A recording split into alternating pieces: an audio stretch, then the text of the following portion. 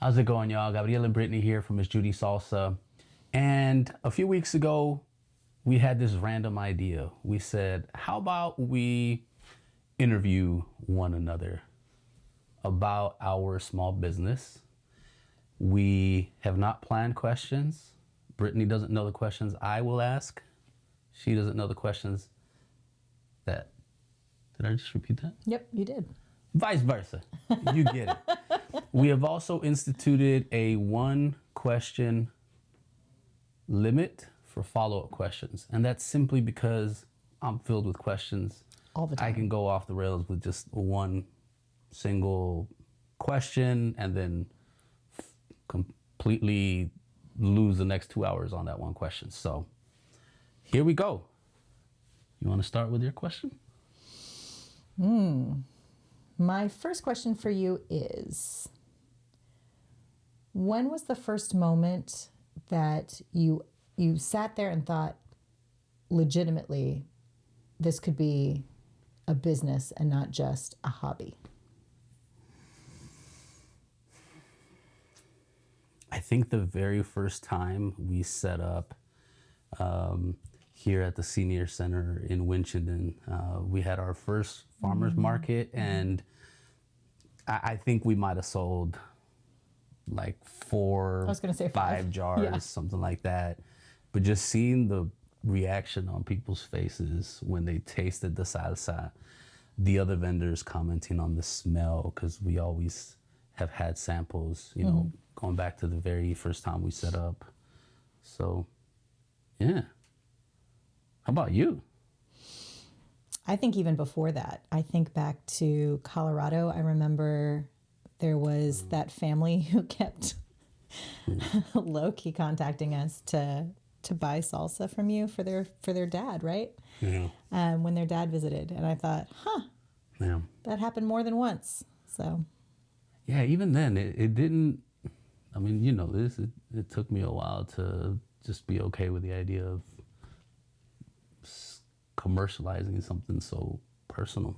I wonder if that was a good stepping stone because they recognized that it was for their dad and it was a recipe from your mom and you had that. Oh, like in that common. made it worse? Yeah. Like, No, I think it made it better because you could see that it was like familial.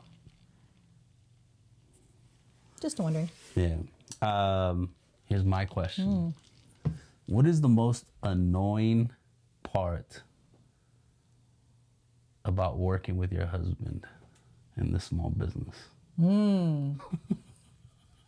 That's a great question to ask me on camera in front of all these people. I wouldn't say it has anything to do with you being my husband. I think, no, I'm not copping out. I think the most difficult thing is just your complete and utter lack of off button at all times. But that's not just to this salsa business. This is It's not in unique all to our areas, small business. everywhere. No, I don't half-ass anything, y'all. I just, nothing. I dive in. What is a line that you get tired of repeating when we give samples out? Or is there a line? I guess there's the potential that there isn't a line that you get tired of repeating. Nah, I'm in love with all of it. If you've stopped by our booth, you know we're probably going to tell you, yo, try this on eggs. That's my favorite way of having it. My second favorite way is quesadilla. Lately, you've been talking a lot about burgers. Oh, thanks, Willie. Yeah. Willie broke you. That dude, nah, I don't get tired. I get tired of saying it's not pickles. I will own that. Yeah. Our dog is in the shot every now and again. Yeah, we get asked a lot. How do you make the pickles spicy? There's no pickles in there. No pickles. Yes, it is green. No pickles. How'd you make the tomatoes green? They're tomatillos. Nah, I'm good. I'm in Yeah. love with all of it. Okay. Hey, Ted. Whoa, oh, buddy. Oh, Yeah, you'll see our boy Tex. He may be in the shop from time to time, but it's fine. Okay, my question. Yep. I do this full time and then some. You have a full time job. What is it like for you to have a full time job and then be a co owner of this entire endeavor? I feel like most of the time I get to salsa on the weekends. And in a very real way, that's contributing to like positive mental health for me. I so enjoy getting to meet people with our business and having conversations about a product that I'm excited and that I love. That, I mean, don't get me wrong, I love my full-time job too, my day job, but no matter what the week is like, it's always lovely to go to a farmer's market and have those conversations. They're life-giving and always new and always surprising. And I wish that I had more hours in the day so I could do that during the weekdays as well. What's the craziest idea you've had for a new salsa? Hasn't happened. No?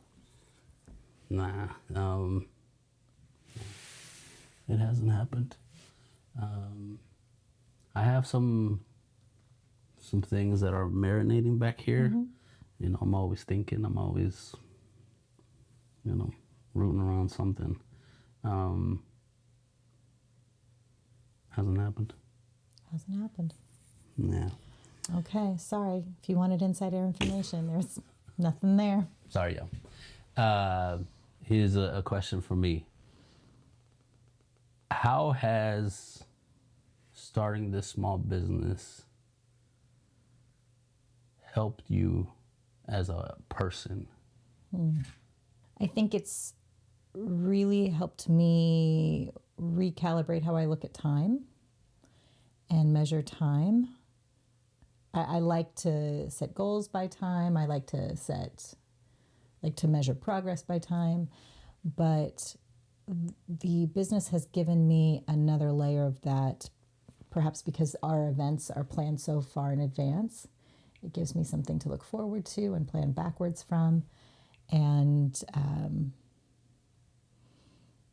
I think it's given me maybe a healthier relationship with time.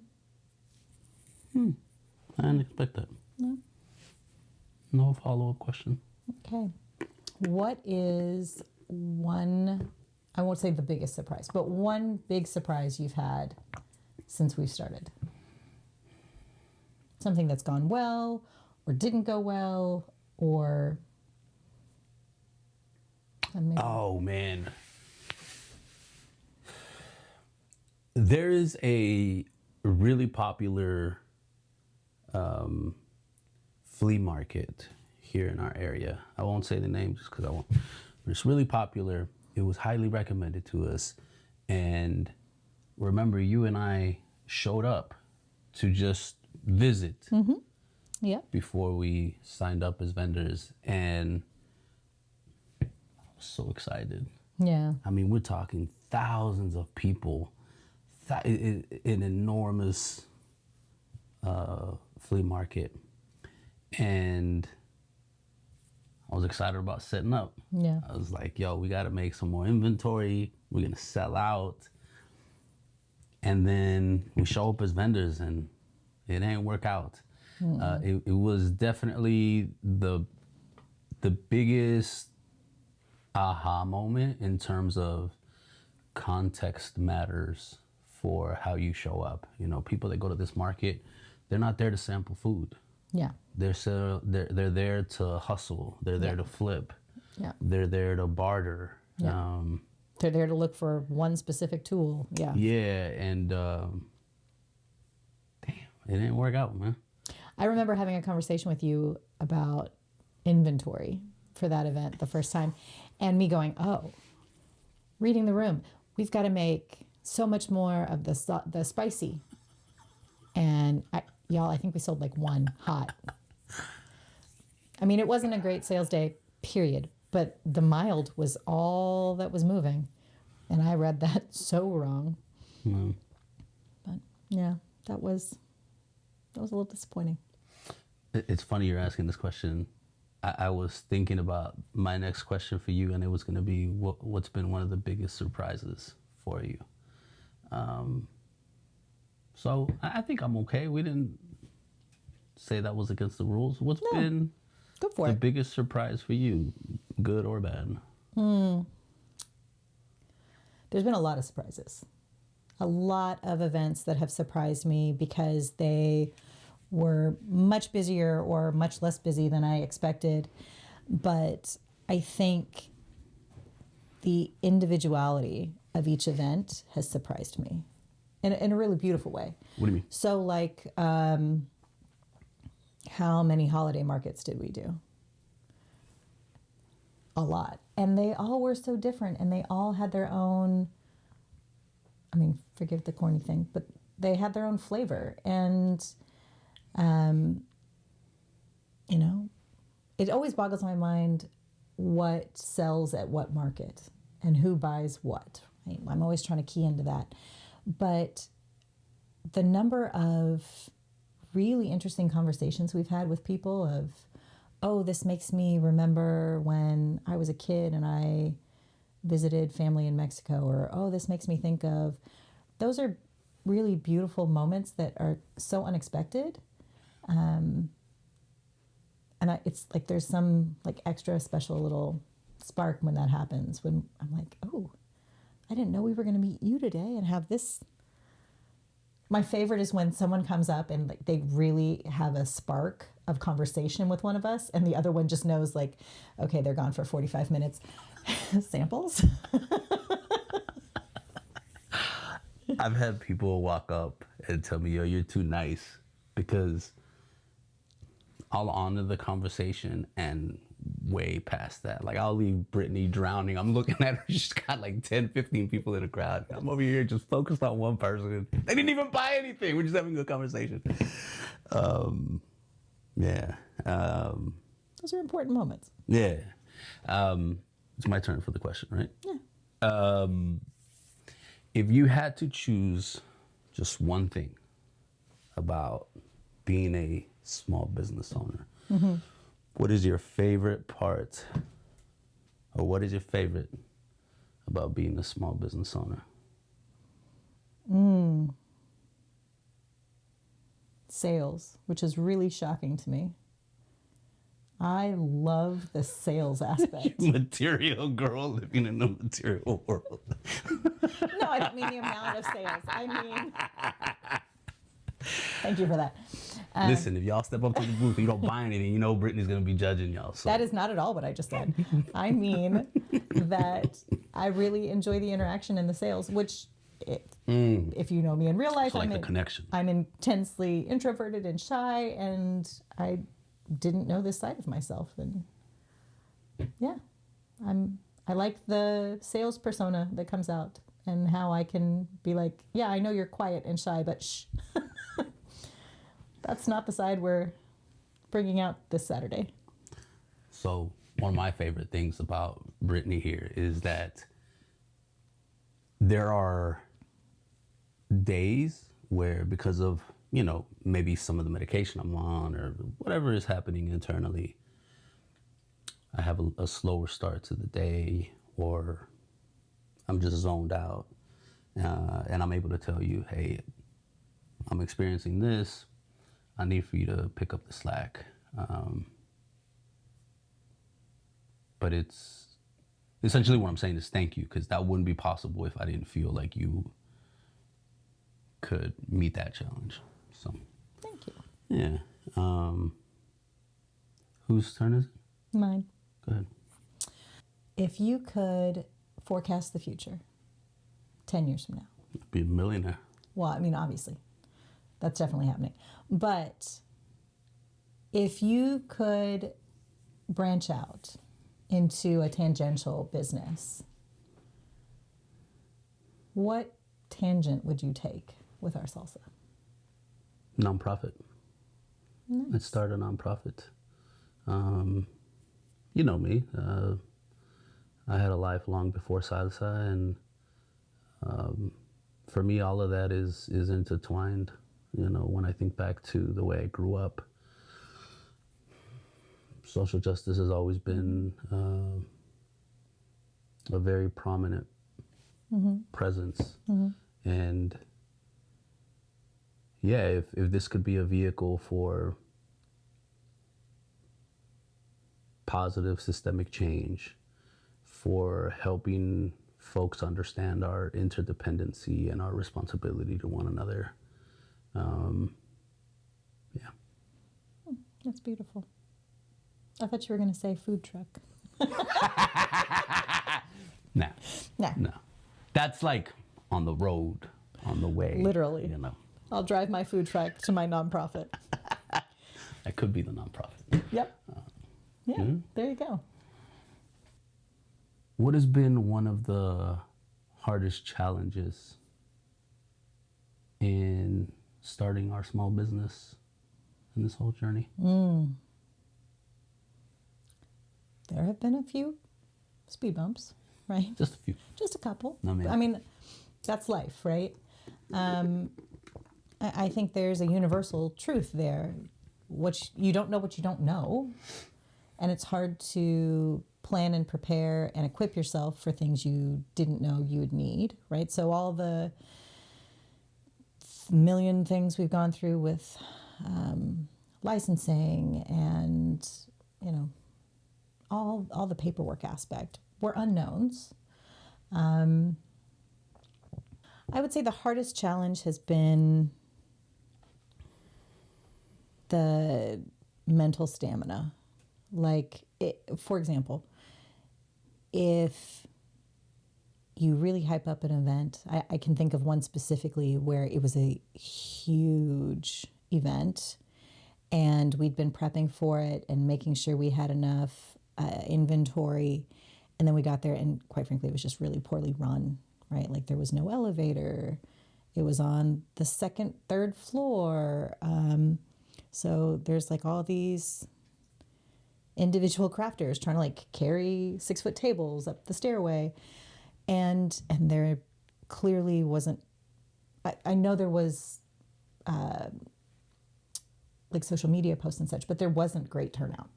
Just wasn't. And those moments where you're sitting there and you're like, I did everything I could do to be ready for this moment. And this has just not panned out. Those moments, it's really hard because maybe we get 4 people, but those 4 people deserve 100% of my engagement. But it's harder to have, like, you know, when you're selling out, oh, I'm so sorry, we're out of that flavor. That's a great feeling. I can do that for 16 hours. But some of those days when you've done all the prep work and something beyond your control, bad weather, or, you know, a bigger event in a neighboring town or whatever, honoring the, you know, 3 people in front of me with my full and, you know, sincere self and not letting that get to me. And being open to, hey, maybe in hour 6, people will show up. The first 5.5 hours is suck. Nothing. It's but about maybe, to get good, y'all. Yeah. Hour 6. Maybe. Right? But like, you know what I mean. So the mental stamina. Mental stamina. I like how you phrased that. I got my question. You have the opportunity now to go back in time and talk to Brittany from a year ago, right? Our small business is brand new. It's less than a year old. You can go back a full calendar year and give Brittany 1 or 2 pieces of advice. What do you say? Don't be afraid of the bigger events early on. I remember, and again, this probably goes back to me being a shy person, but I remember in the early days of markets, some part of me was like relieved if they were smaller because I was like, I can manage this. I can do this. And And I've loved the big, busy, bustling events. I didn't need to be hesitant for that. I mean, of course, I'm not saying like show up week one with 500 jars and be like, go for it. But I would tell myself to dream bigger, that it was going to be okay. Any other advice? Remember 1 or 2 pieces of advice that you would tell yourself. Let's see. We received really good advice in the early days. It was not even the second month of markets. And another vendor said to me, listen to your clients. They'll tell you what they want next. Yeah. And I heard her, wise Tina, giving great advice, but I didn't really internalize it for a couple more months. And she was absolutely right. We went in with the original medium and we adjusted mild because there, lots of salsa education going on. But the really, really hot that we've gone through, that was all in response to people asking for that. And I think honoring the requests, honoring that conversational piece and treating it with gravity is really helpful as a business plan. Like, people will tell you what they're wanting. Oh, this is not hot enough, or oh, this is too hot, or oh, I wish you had, unless it's pickles. It's funny you mentioned Tina, which, by the way, y'all, check out her products. The Goat Factory. Her soaps are The Bubble Factory. The Bubble Factory is amazing. In fact, my mom, who has been battling cancer, called me and said, "Hey, you need to send me more of those soaps because it's the only thing that's been helpful. Like, more than medication. Check out her products. They're legit." As a person who identifies as male, it's the only soap that I've actually ever sought and will use. And steal from me. And steal every time. Yeah, so check her out. But it's funny you mentioned Tina. That advice that she gave us early on, it continues to replay in my mind and will morph into a new situation. Like, when I'm hearing customers, I'll actually think back to her advice and say, oh, this is another version of the same piece of advice, which is listen to your customers, which is a really unique experience. It's like this meta internal conversation that just continues to evolve, which is pretty interesting. Yeah. So, yeah. Last question, because we've been going on for almost 30 minutes now. Okay. I would throw this back to you. What advice would you give you from a year ago?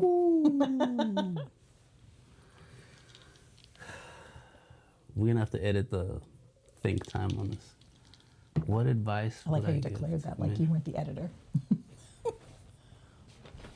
The first thing I would say is to enjoy the beauty of all of it. The ups, the downs, the smiles, the frowns, the tears, the curse word, all of it. There's beauty in everything. And I'm not saying I haven't been enjoying it, but I would say that to myself to underscore the importance of it and the reverence that I think it deserves. Be aware of joy, be aware of beauty, because it's important, not because you don't do it.